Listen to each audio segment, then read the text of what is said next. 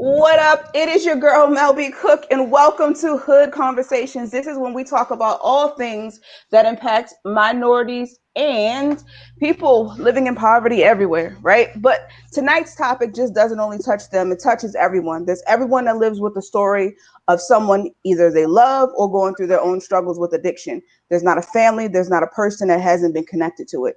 So, this is a topic that I feel like it is imperative for us to address for many different reasons. But for many of you, you know that I love to work in the reentry space. And part of working in that space, especially with women, we deal a lot with addiction, right? There's reasons that people are repeat offenders and keep going back. But more than that, it's also reasons that we should be speaking life into not only those connected to us, but we should be more compassionate. We should also be more forgiving when it comes to certain situations. Everyone has a different scope or a lens that they look at things through.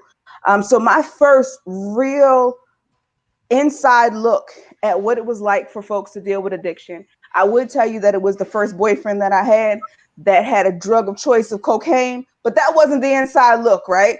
I didn't get a chance to ask him all of the hard questions. How did he get started? Who started him? What age did he do it? Why was he doing it? Like those were not even questions in my mind at the time, right? Because when he got high, he became somebody totally different. And if I'm honest, it almost cost my life. When I really got a good close look at what addiction was is when I moved back from New York to Baltimore, and I worked for a space called the Center of Addiction and Pregnancy. And that was the first time that I recognized that addiction didn't have a space, a face. It didn't care about your income level. It didn't care about who you were, what you were, how you showed up. It could possibly impact everyone. I was dealing with girls who looked just like me, that grew up in situations, homes just like me. But what happened? They made a choice. And that choice ended up taking over their lives in many different ways. And we always see addiction from the lens of it has to be rock bottom, right? Like they're strung out, it's rock bottom. I look a mess, it's no good, which isn't always accurate. Someone told me a long time ago the times that you recognize and that you, by the time that you can recognize and see someone's addiction as far as on their face, is when they can no longer afford their habit.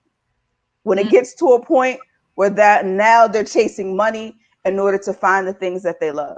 So, like all other conversations, right? I can't have the conversation by myself. I had to invite some folks to the table that know way more about the subject than me, that have lived it, that have experienced it, and they're going to share with us our stories. So I would love to introduce both Amanda Nelson and my guy Tony Jackson. But before we get into Amanda and Tony's story, I have to reintroduce you to my co-host for the evening, Mr. Devin Coleman, my partner in crime, especially when it comes to this reentry space and making sure that our people get what we need. So we'll start with ladies first. Amanda, can you just formally introduce yourself to the people and tell us a little bit about your story? What's up, little babies? My name's Amanda. I just hit last on the 10th. What day is this? Just a few days ago. I hit 5 years sober from a 17-year drug and alcohol addiction. Woo! Yeah, thank you. Oh man, I grew up in Mississippi, but I realized that if I wanted a brand new life, I had to get up out of there. So now I live in Florida, in St. Petersburg, Florida. I have a daughter that graduated high school this year. We had to rebuild our relationship. She got accepted into Michigan State, and I'm a student leader at Penn State now. I'm a published author. The last year of my addiction, I ended up on meth. I caught a felony charge. I've been to jail, the whole nine. It's like the same song and dance with a lot of us in that have gone through addiction. So yeah, man, here I am. I'm just happy to be alive, honestly. And we're happy to have you alive and with us tonight, Amanda. Thank you. Tony Jackson, introduce yourself to the folks. All right, let's get it. Yeah, my name is Tony Jackson. I'm from Dallas, Texas. My addiction was crack cocaine. I came up in the crack epidemic back in the 90s. It took me to prison twice. Lost relationship with my children for about 15 years. But over the course of time, I was able to get my relationship back with my children. Now I'm a published author, recovery coach, own my own trucking business, and things just turn around through the grace of God. So my purpose is just to help people that's been down the same lane that I've been through, that look just like me. Because sometimes, like you were saying a while ago, Mel, sometimes we don't recognize who people are. At one point in my life, I was an uncovered smoker. I was a closet smoker. And those are the worst ones. Because I went to work Monday through Friday, but on Friday for Sunday, I was on a binge. You never knew. So, but God, through the grace of God, He turned my life around. So here I am. Love it. So many things to celebrate, and we are just getting started. First and foremost, y'all already know I don't just be putting anybody in front of y'all because I am very protective of my folks, right? So I'm just again super elated to have you both here, so that we can dive into how we get from the living the life with addiction, addiction running you, to now you are in full authority and control over your life and how you show up. So, Amanda, let's just go back though to the very beginning. When did you start getting high, right? And what was life like before it?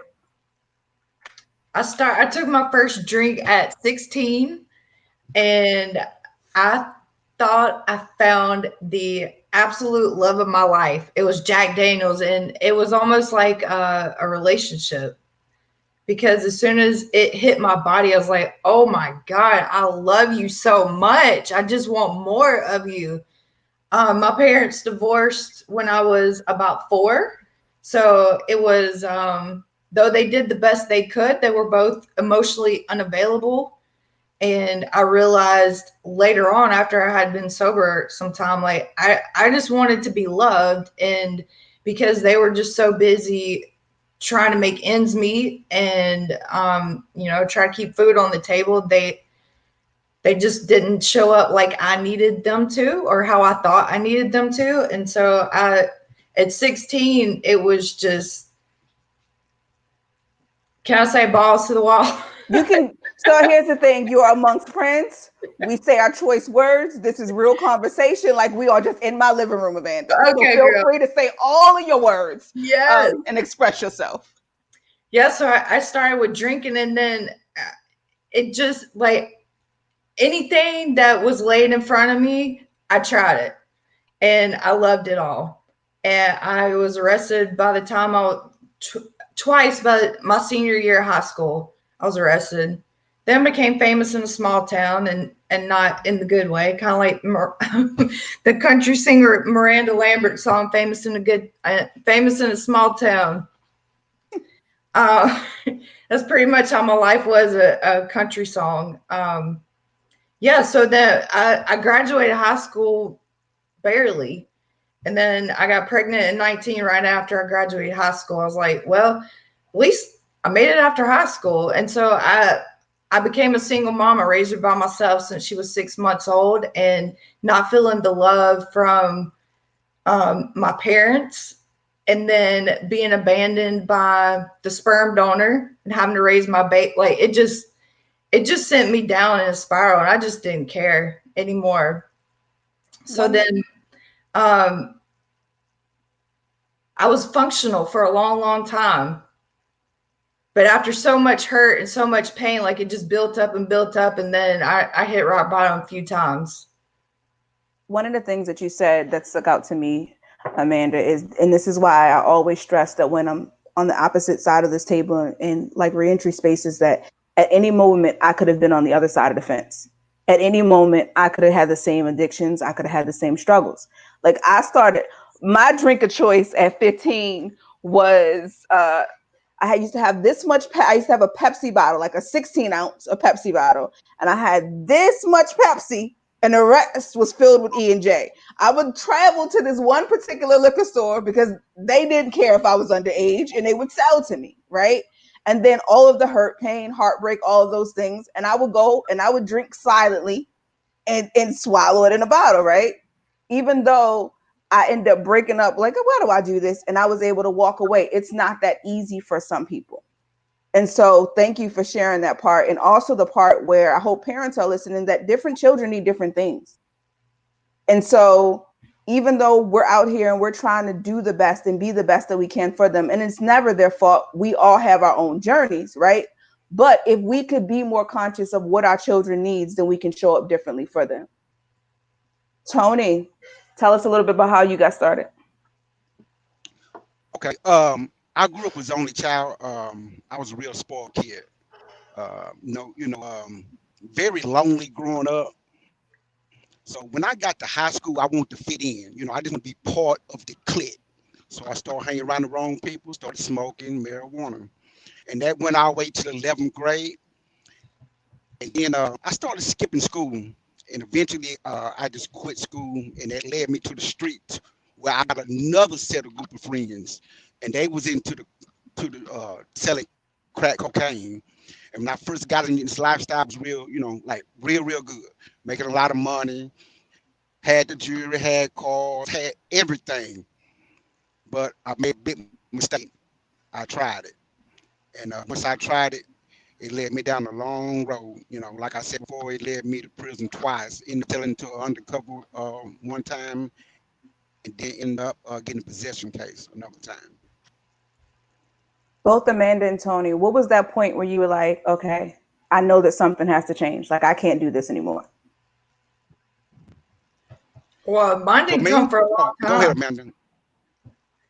I'm very hard headed and very stubborn and determined, and I'm very early on. I'm like, life, you're not gonna break me. I just have that spirit about me. So it took a lot for me to open my eyes up. I had my daughter didn't live with me. I had just called my felony charge. I totaled my car, lost my job. My dog died. Like I told y'all, it sounded like a country song. Like for real, I lived it that year. My dog died, I lost my job, totaled my car. I had nothing. I got evicted from my house. I had nothing. And I just looked at myself in the mirror. I was like, you are disgusting. And if you don't make a change now, tomorrow may be too late. And so when you decided to make that change, what did it look like for you, Amanda? I packed up my car and moved to Florida. I only had $200 to my name. I didn't have a job. I didn't have a place to live. I didn't have nothing. I didn't have a plan. All I knew was if I wanted to live another day, I had to get out of Mississippi. And did you know anyone in Florida, or Florida just sounded nice at the time? Yeah, I had moved here right after high school. Yeah, my heart's always been here. It sounded nice after high school. That's what got me here. And then I moved back home. I moved back home. Like I just let fear take over too many times. I had too many people in my ear saying, you can't make it down there all by yourself. But I knew my heart was here, and God led me here. Like I just felt the nudge. Like it's now or never. You're going to end up in dead, or you're going to prison. That was your next stop. So I was actually assigned to community service because I was dealing with my felony charge, and I just kind of bounced. I was like, well, I was very scared that they were going to come get me and take me back to jail. So I had to make a call to the district attorney. I was like, listen, man, I'm sure you hear this all the time, but hear me out. I fled the state. I'm no longer in Mississippi. I just quit going to community service. This is life or death for me. Can you please give me a chance to make something of myself? And by the grace of God, he said yes. And so they never came after me, and I was able to build from there. What was that felony charge for, Amanda? Embezzlement, because I could not support my habit, because I stole, I wrote checks to myself from my employer, and I was sweet with it too. I had these glass plates, and I would take the flashlight and sign it just so. And hello, you can't do that anymore without getting caught. Like the way the banks are, I've worked in banking for a long time, but when you're using, like, you don't think about that. I thought that if I got caught, they were just gonna say it's okay, just pay it back, like no big deal. Oh heck no! They came with 4 officers at while I was at work, took me out of there and took me straight to jail. They wasn't playing with me. It's always interesting because I always tell my girls on the opposite. I'm like, listen, I'm like, I need you to be able to use your same wittiness and that same cleverness and that same creativity, but I just need you to use it for good. Like, I don't need you to get rid of it. I want you to keep all of that, but we need to figure out a way to shift it into something positive, because that resilience that you had and that level of creativity, do you know what I can do that for that in business or like in a workforce? Girl, let me tell you what I always tell people that we have such an advantage over the rest of the world, okay? I don't care if you've been through addiction, like you have an advantage over the world. You're a natural born hustler, like you're resilient, you're determined, because when you wake up in the morning and you need that fix to just survive, you will go to any lengths to get it. Now, just like you said, if you put that towards your dreams, your goals, and better in your life, you can be successful in no time. It's amazing. I'm sorry about the rest of y'all. Y'all ain't got what we got, okay? I'm gonna let you have your moment. I'm gonna let you have it now. But even like being able to take the ridicule and the abuse, like you've already heard probably the worst of the worst. So at the end of the day, there's nothing that anyone could shoot at you that you probably have never heard before, right? That's So right. once you make up in your mind, like, you know what, I've already been through the worst. If you think this, you should have seen me back when. I agree. You do have an up as long as you use it for your benefit. It's almost like what I also say about having one foot in academia, one foot in the streets. Actually, my dad said it, and I'm stealing it. But like one foot in academia, one foot in the street. Once you know both worlds, you are unstoppable, because there's certain things that you just are not afraid of. Like, and then there's certain fears that you don't have, because I've hit rock bottom before. I've been broke before. I've been probably homeless before. I've had to live on couches before. I've had to do these things before. So if I was able to do it then, this right here is light work. And I always encourage people to think of it like, you've been through that. So this right here, even though it feels like, oh my goodness, it's overwhelming, it's still better than what that was. Tony, what was your moment that you like, you know what? No more. I need to make a change. Wow. Yeah. Thanks for that, Amanda. That was deep what you said. For me was when you get to that point when you out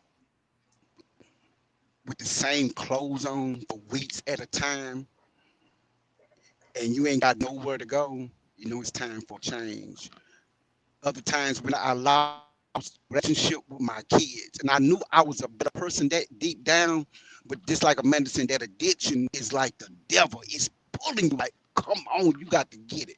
And then I was taking stuff from my parents, start going to my mom's purse, getting her money. All I had to do was ask her, she would have gave it to me. But you know, at that point, I knew it's time to change. But something like I said, it's the crack is like the devil. It's like it's just a grip on you. You can't get away. And when you want it, you want it. And I knew at that point it was time for me to So there's a thing that says the average person goes to into treatment somewhere to the tune of 8 or 9 times before they actually get clean. How many times did it take for you, or did it, to actually go into, say, for treatment before that final time where you were able to really like walk away and now make 5 years and now make, how many years do you have clean now, Tony? I got over 12 years. In 12 years, like how, like what was Mm, it in that space before? Like how many times did you experience treatment before this? okay. I only went to So treatment I went to once. oh Go ahead, Tony. Go for it. no, ladies first. Ladies first. Go ahead. I only went to treatment once, and it was a very traumatic experience. It was an intervention, and the cops came and got me, put me in cuffs. They locked me in a cell for 30 days until a bed opened up. Like, it was very, very traumatic. I hated every moment of it. I did not get anything out of it. And when I left, I felt like they kind of just threw me out into the world. They gave me a list of meetings, and that was it. Nobody called and checked on me. No, there was no support after that place. And so I was like, I will never, never go back to a treatment center. But I did go after I left there. I was clean for about 4 months. And then I went right back out. One beer won't hurt. I've had a stressful day. Let me drink one beer. Y'all already know how that goes. You drink one and then you turn to meth. Like, super quick. Like, how did I just have one beer yesterday and now I'm a meth head? Like, I don't, Yeah. So this time, when I moved to Florida, it was no, like, I was not going to a treatment center. number one, I didn't have the money to. Number two, because I had a traumatic experience, it was not an option. So I just white knuckled it. I did personal development. Um, what ET said on his TGIMs, I did it. I applied it every single day, and I created my own path to sobriety that's in the book that I wrote about, and I plan on teaching that to the world because I feel like we need um, more options to get sober Yeah. because traditional methods don't work for a lot of people. Just like you said, they go to treatments 8, 9 times. That's not working. You know what I'm Yeah. saying? So I do. there's a lot of gaps that I've seen. I worked in a treatment center for a short period of time. There's a lot of gaps, and the gaps that I can see, I'm aiming to fill them. What are some of those gaps, Amanda? And then Devin, you had a question, right? Okay. Okay, so some of the gaps for me, like I feel like when you go to treatment, they try to force you to, okay, you got to get off drugs and alcohol. We got to stop that. And I'm going to make you stare your trauma at your face. The reason why you started drinking and drugging in the first place, all at once. Like, that's too much for a person. First, show me how to just live today without drinking and drugging. How do I make it through this one day joyful? The second gap I see is that um, addiction steals your sense of responsibility, how to pay bills on time, how to go to the grocery store, how to budget, things like that, that I feel like there's a gap. Like, we need to learn life skills. I don't need to learn how to work through my trauma right away. For me, that's how it was for me. I went to my first therapy session this year, and I just hit 5 years. I know I got a lot of stuff to work on, but I had to learn how to live life first so that I could be strong enough to work on those things. That's good. And Devin, go ahead and ask your questions because I want to actually pick up from that too, Amanda, because I've heard that several times. Like, you're making me deal with my trauma instantly. And because I have to deal with it, it's increasing my chances of want to go out and to use again. Devin, what did you have? Yeah, that is right. But it made hearing both our guests talk, it made me think of this, and I want y'all to answer this. Um, because we in COVID-19, right? This the pandemic. So because of it, a lot of people depressed, dealing with anxiety and uncertainty. And people think that they can handle things on their own. And I think our society is a bunch of coping mechanisms, whether it's alcohol, whether it's drugs, and other vices that people have. What was the moment like right before when you became addicted? Because I Mhm. think so many people may be at that moment or around somebody at that moment and don't know how to identify it. So when you began, so I guess when you began, uh, let's go with Tony first this time. When you began to decide that you wanted to try crack for that first time, was it a low for you? Were you in like a low moment where you felt depressed? Did you feel anxiety? Did you have, different barriers? What did that look like from a physical standpoint for you? And then what did that look like from an emotional standpoint for No, you? No. it was just a lifestyle, Mel. You know what I mean? Yeah, it was just even in that lifestyle. I wasn't depressed because I was making money. I had everything I want. So it wasn't that. I was just in the lifestyle, and I just wanted to try it just to see how it was. Because my friends was doing. I wasn't doing it at first, and then all of a sudden I tried it. But it wasn't like I was depressed. It was just a peer pressure. See, I deal with a lot of peer pressure. I want to fit in. I want to be a part of. I want to be accepted. So that's why I tried it. So you were having fun, Tony. You were in your prime and you were like, I'm invincible. You know what? Go ahead. Let me hold that too. Right. Right. Okay. And see, my partners and they was having money and they was using drugs. So I'm like, well, sure, I'm gonna have money too. But it ended up catching me. Yeah. This is why I think DARE, which they did away with anyway, but this is why I think the intervention programs that happen in schools are not effective. because they always show us the like they most of the time they show us the opposite side, right? They don't show us the fact that I still got money. I'm looking good in these streets. I'm popping, I'm partying. We looking like a whole teenage movie on like your prime time, red cups flying. Like, you know what I mean? They don't give you they're getting a little bit better with that, but for the most part, they don't speak to it. They don't speak to it can look good for a long time. So Amanda, for you, was it the same? I was having a good time, or was it like all of these things going through your mind from a psychological point that you was like, you know what, I'm not good enough, I don't have enough, I just want to look loved, or was it more of like a peer pressure wanting to fit in? I think it was more aligned with Tony. Actually, I was 16 and it was at prom and everybody else was drinking. I don't recall, just as I got sober and reflected back, I could see why, but at the time um I don't think I felt depressed or anything. I just wanted to have fun. And I had a lot of fun. And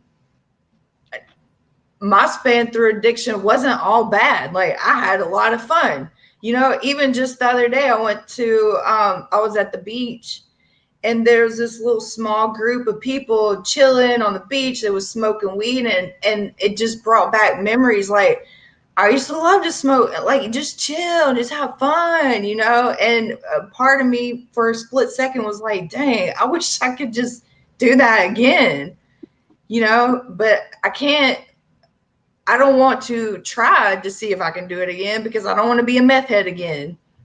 Yeah, we don't want that either. So it Right. goes back to like the saying, I think too, is ignorance is bliss.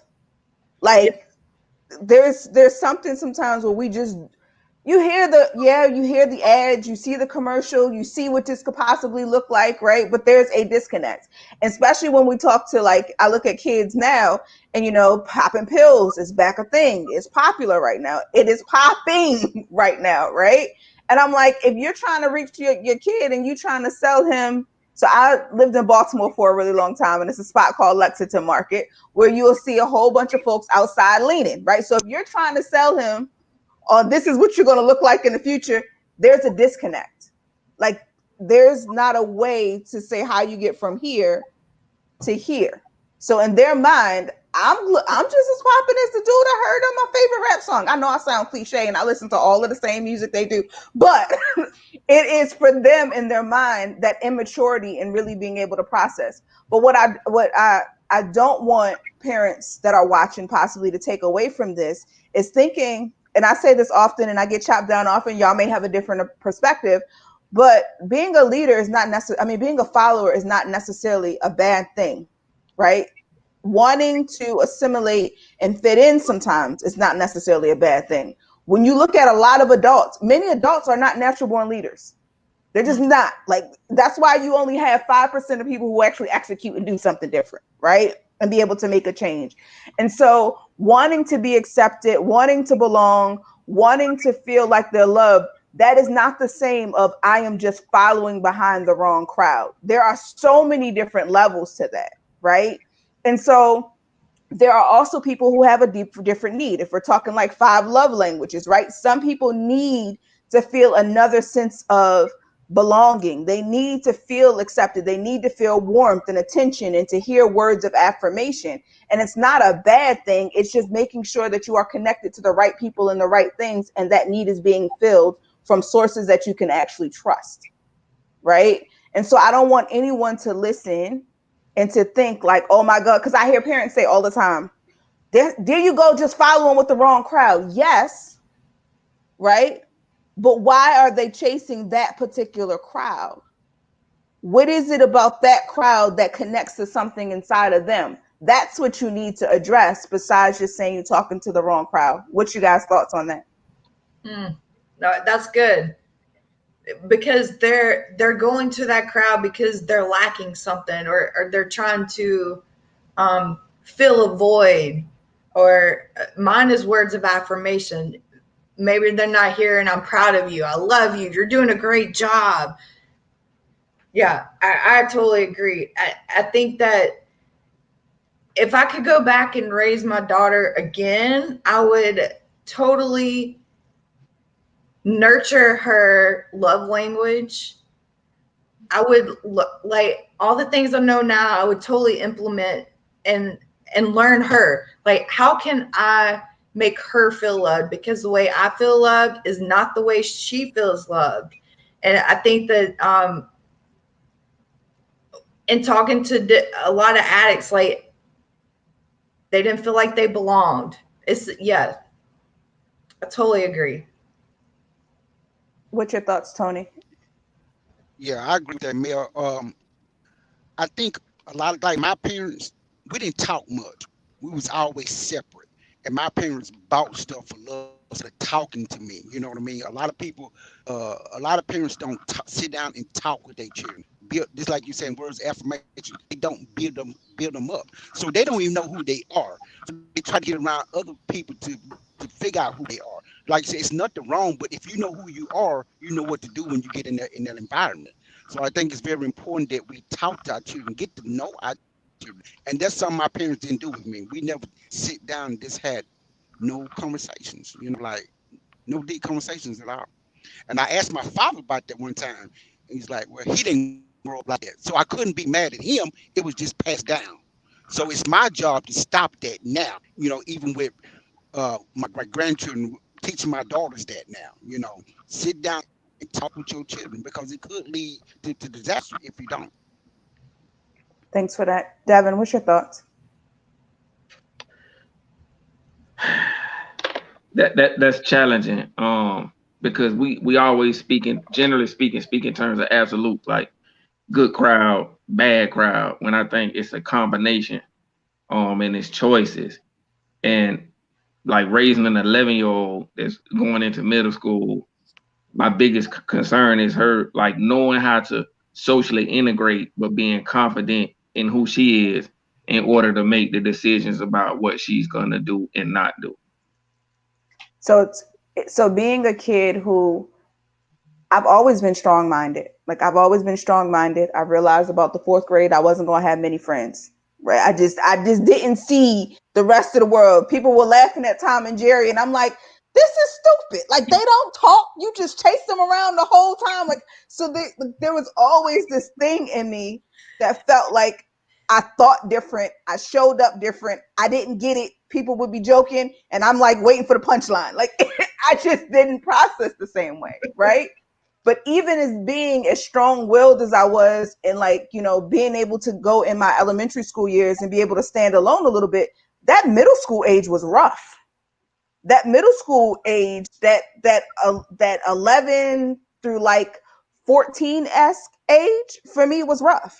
My dad always says, from working with youth all the time, is that people have to find their crowd or some group that they feel like, and he's given me many books on this, like they have to feel like by the seventh grade that there's somewhere for them to fit.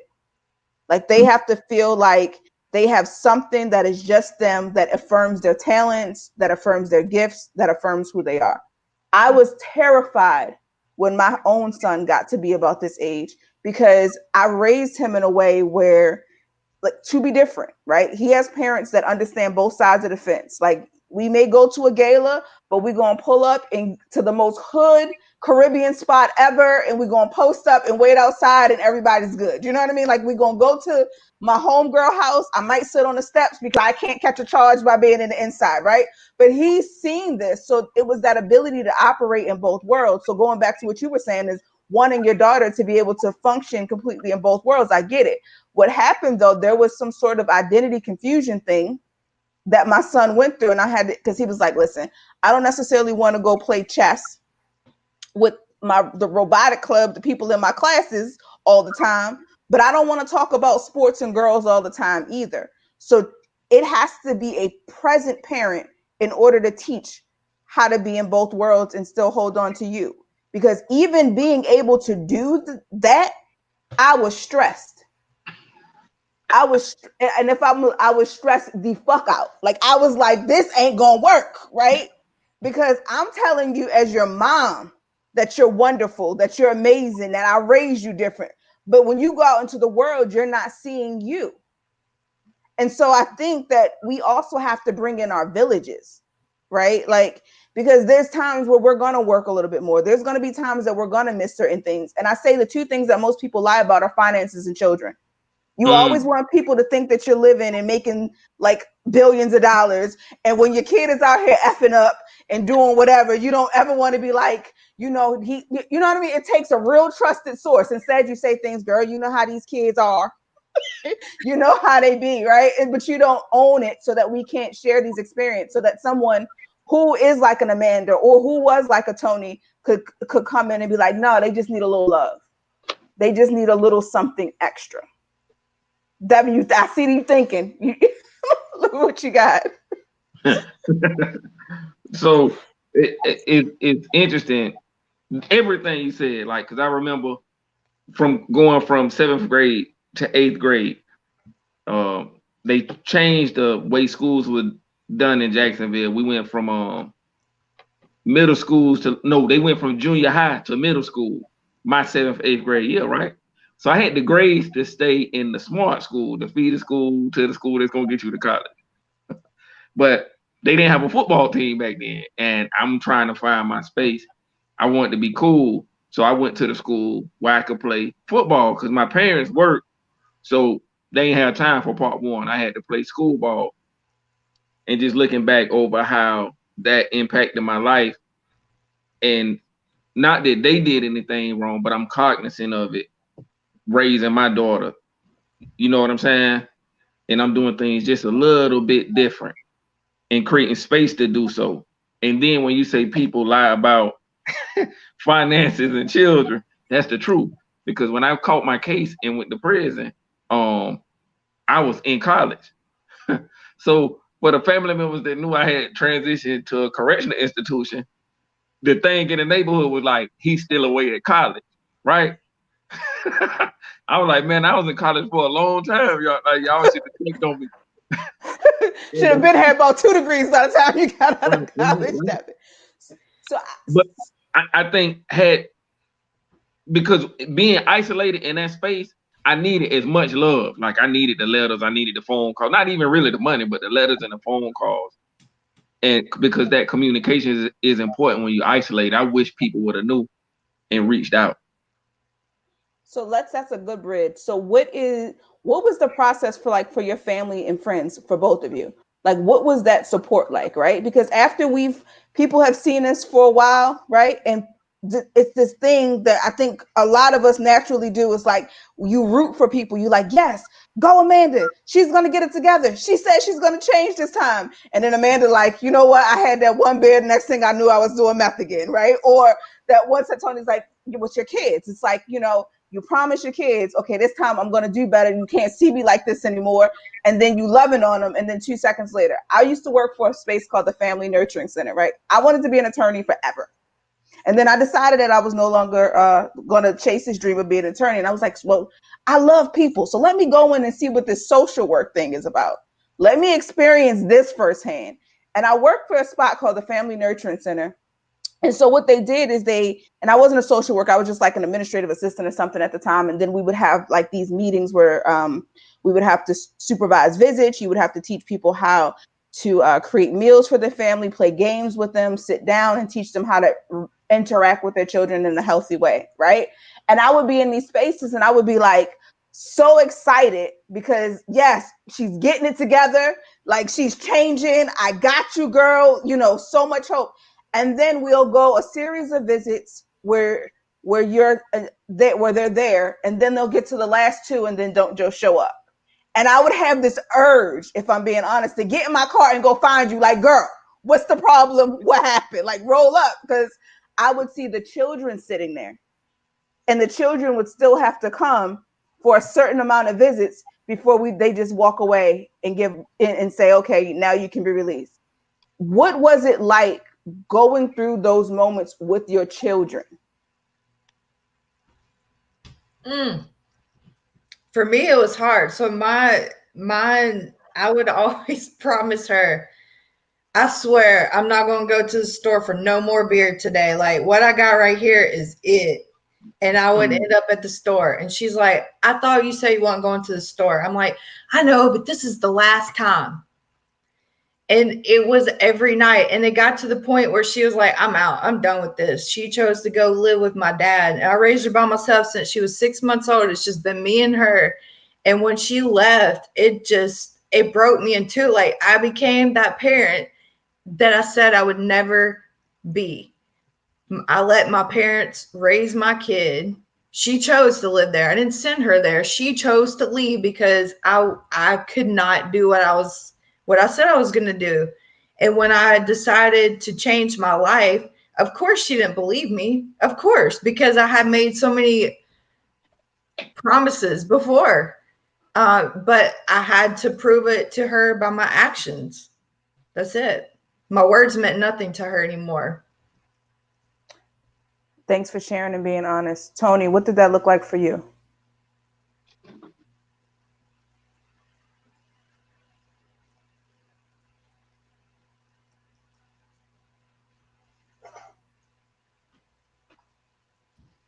Can you hear me, ma'am?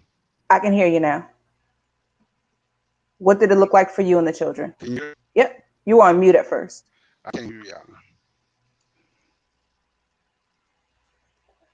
I'll wait to Tony's. Tony's probably having some problems with his connection. So let's go and let's elaborate a little bit more, Amanda. Now you are here. Now you're really ready to change. You got me. Now you're ready to make a difference. And your daughter's like, nah, you got to show me something. How hard was it to handle her rejection? And what did you do to stay in, even when she was like, did want no parts of you at the time? It was okay. I personally would not recommend, if your child has been away from your home for a period of time and you try to get sober when she moves back in. Like, I wouldn't recommend that, because it was the hardest year of my life.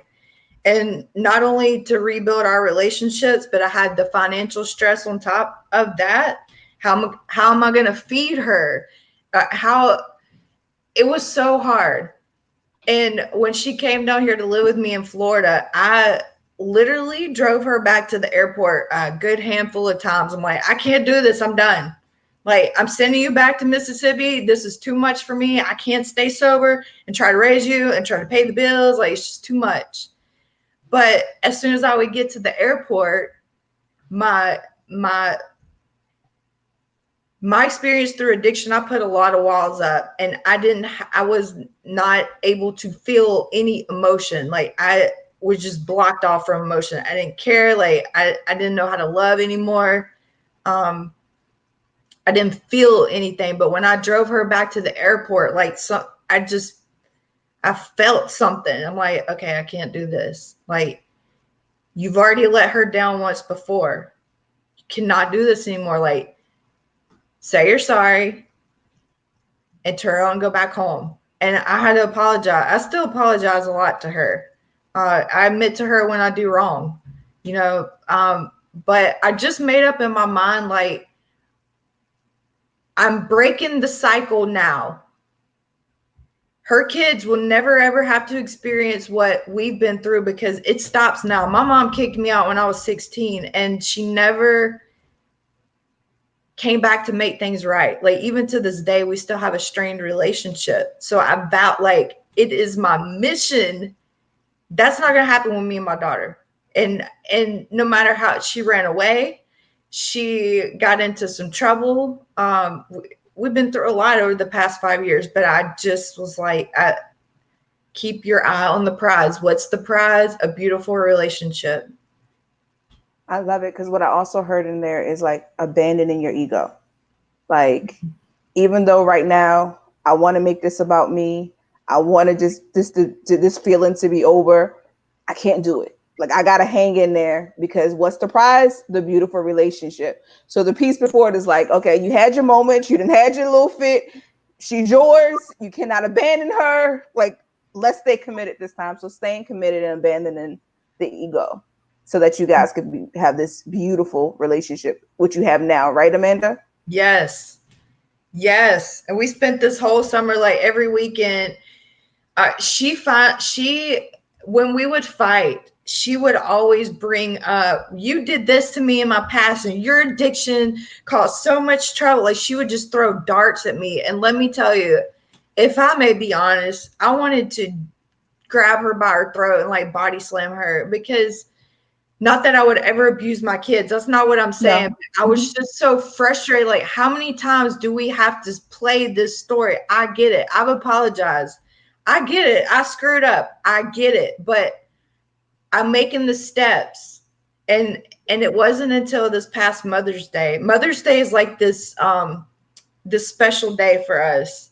Um Not because of Mother's Day, but because Mother's Day 5 years ago is when I made the choice to move to Florida and get my life back. And she wrote me this letter and say that she finally forgiven me. And I was just like, oh, thank you, Jesus. Like all this work we have done, all the hard times we have faced, it's finally paid off. And she finally let it go. And what I learned through the whole process is I wanted her to heal faster than she was ready to heal. And that wasn't fair. Yeah, I hear that a lot. So thank you for that transparency. Also, I guess my follow-up question is, because I normally do this exercise when we're talking about communication, which is I ask the ladies, what's one thing that you probably wanted to hear from your mom that if she would have told you or shared with you about her experiences just as a woman, that could have changed your life? And will you grant that privilege to your child to do the same, especially your girl? So was there some things that you had to be transparent about, Amanda, so that she can get a better understanding for who you were before she could then like accept some of the choices that you made? Everything. I'm an open book with her because me and my mom are a closed book, and I knew that didn't work. And so I had to be vulnerable. It was not always it's still not easy. Like I'm still telling her things, and I think I will be still telling her things until the day we die. I die or she dies, whichever of us goes first. But um it's not easy. But again, I have to keep my eye on the prize. What's the prize? I want a beautiful relationship with my daughter. I want to open, honest, have fun, joyful, laugh, love. And to do that, I have to be vulnerable. I have to suck up my pride. I have to swallow it and admit when I'm wrong. This is where I messed up. Could I have done better? Yep. If I would have done this, this, and this better, we may not be here. But this is what happened, and this is why it happened, and here we are. This is what I've done to resolve it. So I try to be very honest with her. I think those are just good parenting tips in general. Like, Yep. even if you are not dealing with addiction, we all have something, right? I, I tell mine, I'm like, listen, you are one big damn experiment. Some things I get right, some things I get wrong. If I get it wrong, don't wait till you're 40 to tell me I got it wrong. Let's sit down and have the conversation, because you don't know everything, right? And there's times where you are like blindly just out there shooting and hoping for the best and hoping that you don't screw them up, right? Every kid, I don't care who you are, how good your kid is, we've all had an experience where you're like, oh my God, I'm gonna fuck them up. Like, when you're just sitting and you're laughing or crying or like trying to get it together, like, yo, I'm gonna F them up. Like, are you effed up because I did this? Like, it's what you're thinking. You may not say it, but sometimes I think that level of transparency is also necessary there too, right? Like, I don't know all things. Like, I know you see me as mom or you see me as dad, but I don't have all the answers, right? So in order for this relationship to work, there has to be certain levels of communication that we have to go through, and we have to be transparent. There's a couple of things that keep coming in my head, so I'll address them, and then we'll see if we can get Tony's connection back.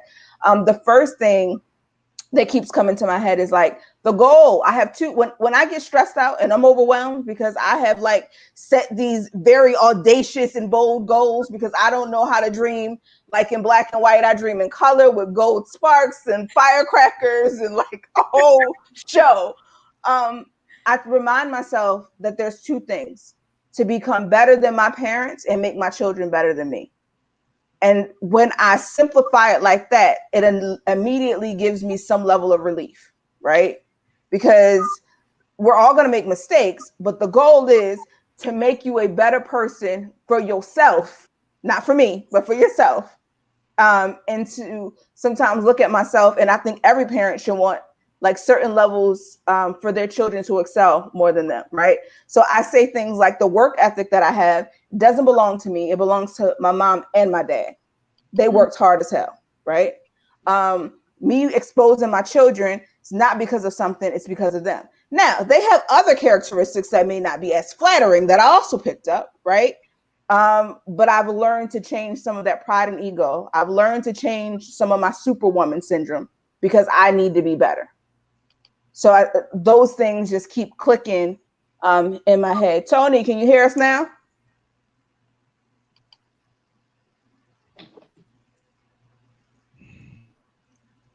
Hey, Tony. All right, so let's see if he checks. So I got one more question. And because I love this conversation because I feel like if nothing else, I want people to understand that we are all human and we have human experiences. And so where we may make different roads or have different choices, there's just such a human experience. But let's talk a little bit about family members, right? Did you get any support from them? And if you did, or friends that became family or whatever in the middle, what did your support team look like in order for you to get to recovery? Is Tony back or you want me to go? Tony, you hear us yet? He can't hear. He's fading in and out. Frozen. Go ahead, Amanda. Let's see what you got. All right. So when I I can't hear first nothing you saying. I guess I I'm in.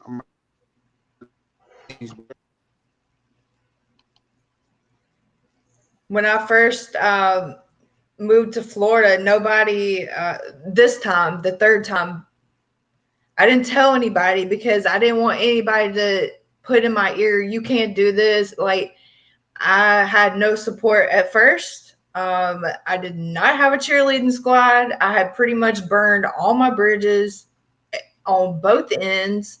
I felt alone. I felt like, man, I got a lot of proving myself to do to a lot of people. And it wasn't until I had made a couple months sober that my dad started coming back around and seeing, okay, I see you, but I still don't trust you yet, but I see what you're doing. So I joined Breathe University and they became my family and literally changed my life. I learned so much there. And then from that environment, I was able to build back the trust with my dad because he saw so much love starting to pour around me. Like, okay, well, maybe she's changed now. Yeah. And then with my daughter, we just went through that. It took her a while to get on my team again, but I think when you go through addiction, especially if you've hit multiple rock bottoms, you burned a lot of bridges, like it's going to take a lot for people to have faith in you again. And that's okay.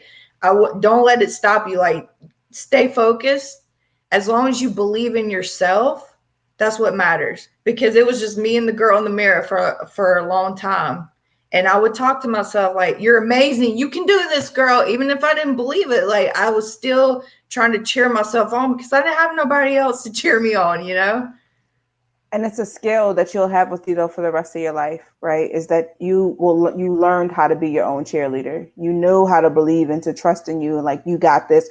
And I think everybody needs some of that in them, right? You have to be able to, because there's going to be times where you think the people who are supposed to support you don't necessarily show up.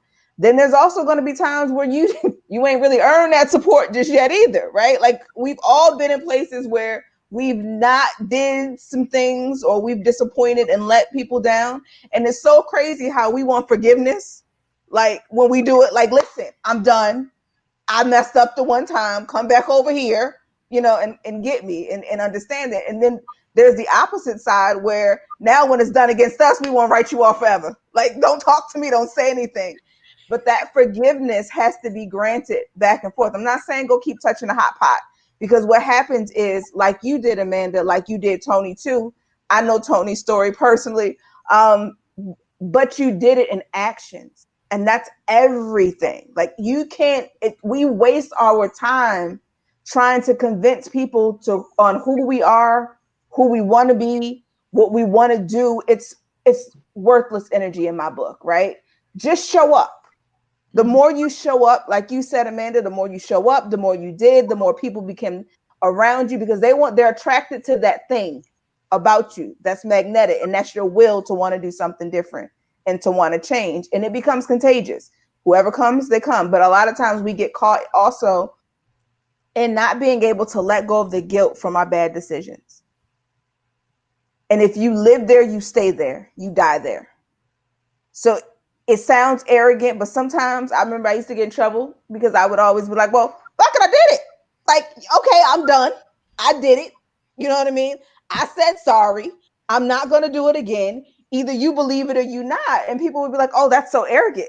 It's not arrogant, but I can't erase, especially my last 10, 15 years of history with you. I can't erase the last 5 minutes of history with you. So you want to debate me about it? I can't do that. Can't give you that kind of time and energy. I simply have to just act and to do. And then if you happen to come along and be team me where it's at, it's cool, right? Like, but I feel like we all have to have that same energy about ourselves. So yeah, looking in the mirror, listening to trap music, all of that. I mean, I do all of that, like singing songs at the top of my lungs, just to be able to express that. Devin, what you got? Hearing Amanda's story and like you say, knowing Tony's rolled out, it's a couple things that just stand out. Like, first of all, life, I mean, hindsight is 2020, right?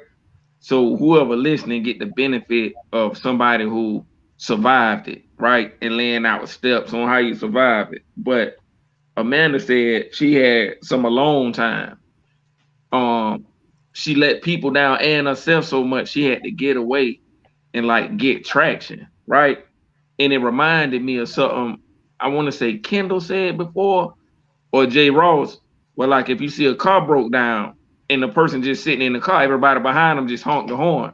But at the moment that person get out the car and go to push in the car, other people join them because they got the momentum.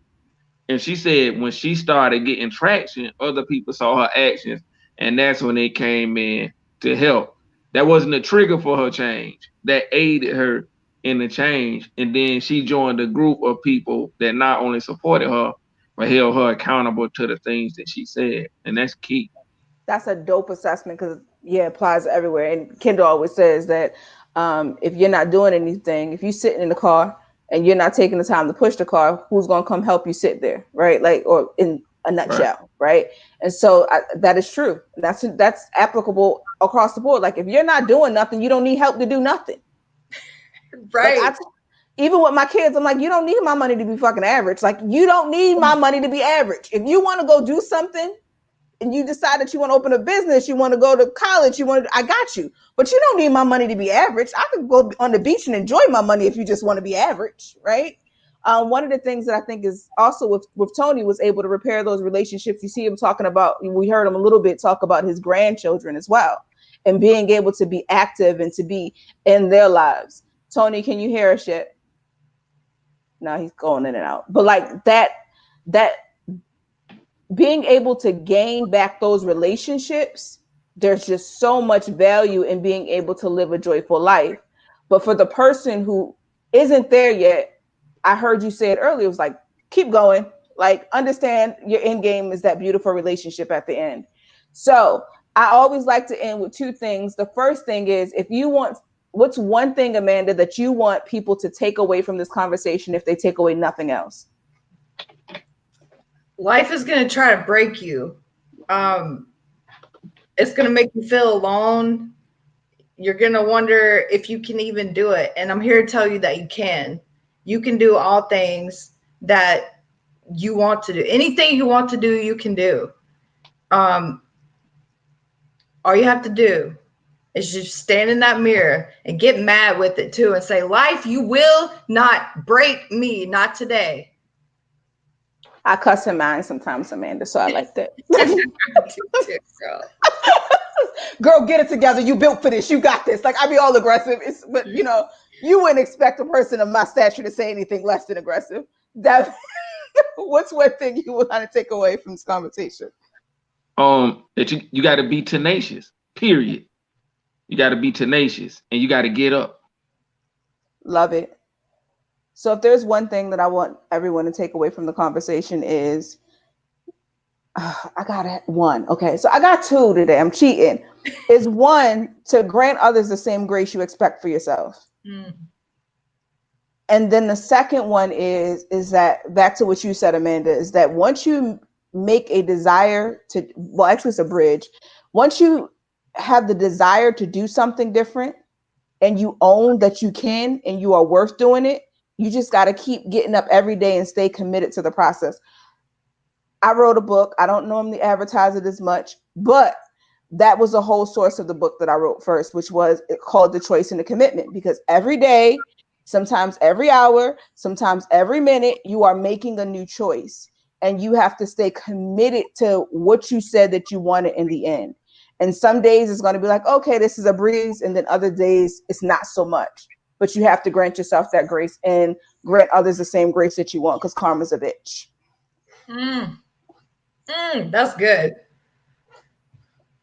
So one last thing, this is the fun part for me too. First of one thing that you're ranting about. Look, Devin already knows what I'm getting ready to ask. He hates this question. One of the things that, and this doesn't have to be related to this topic, but one of the things that you are ranting about, like you're super excited about this week, and one thing you're ranting about, meaning like something that's pissing you off when you see, and then something you're raving about that you're completely excited for, and you're walking in.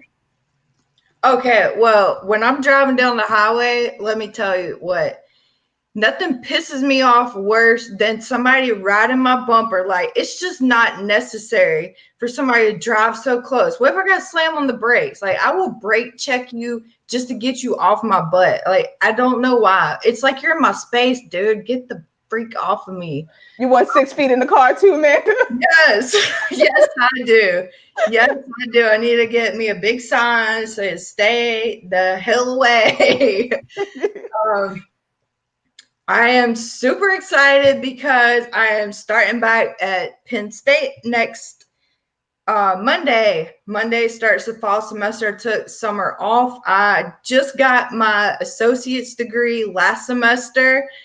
Took me 3 years to get that sucker, but I got it. It's right here on my desk. And now here we go to the bachelor's. And I never went to the state pen, but I was voted most likely to go to the state pen, but God has me at Penn State, y'all. Okay. Look at how he took those words and did a little reverse. Yes. A little change up. Love it. Devin, one thing you ranting about, one thing you raving about. Real time. I'm ranting about, I went to the store to buy a watch. And while I'm looking at the watch, the dude was like, let me see it. And he put it behind his back until I decided, like, well, I was going to buy the watch, but my mind was already made up. I low-key feel like he played me, right? So after I pay for the watch, he give me the watch. He extended his hand to give me the watch back. I say, put it in the bag. I'm looking at him like, I put it in the bag. Drop the receipt in there too. You know what I'm saying?